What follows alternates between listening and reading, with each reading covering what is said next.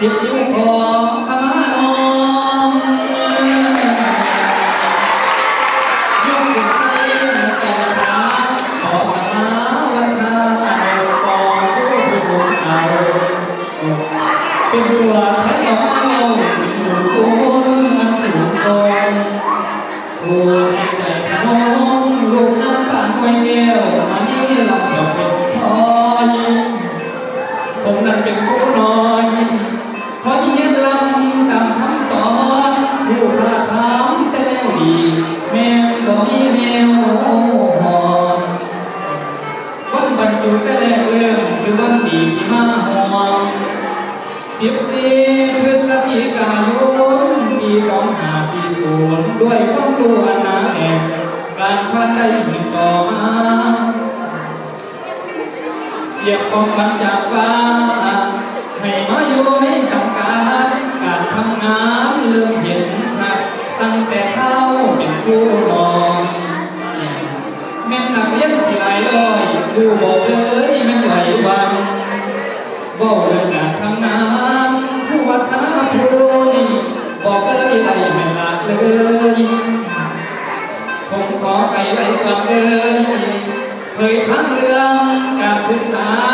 วิชาที่เรียนมาอยู่มองได้สิไทยแจผู้ท่านจบปริญญาคณิตศาสตร์เวลานั้นเป็นเทอมเรียนความภาคเพียรบ่ถอยลาจบปโทการบริหารการศึกษามหาวิทยาลัยกรุงเทพธนบุรีแต่เอาก่อนหลังจากนั้นบรรจุลงมาสอนอยู่บทพิทยาสังตัวเสียฟ้าปัญญาฟ้าเป็นสมพร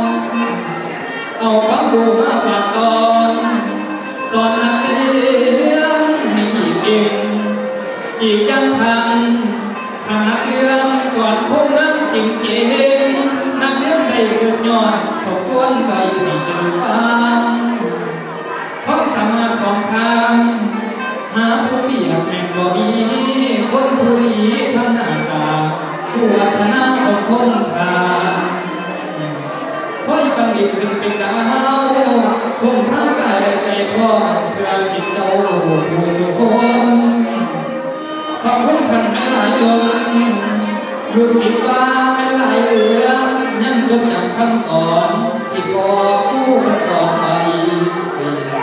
ลูกศิษย์ไก่ลูกศิษย์ไก่ท่านก็สอนก็เป็นว่า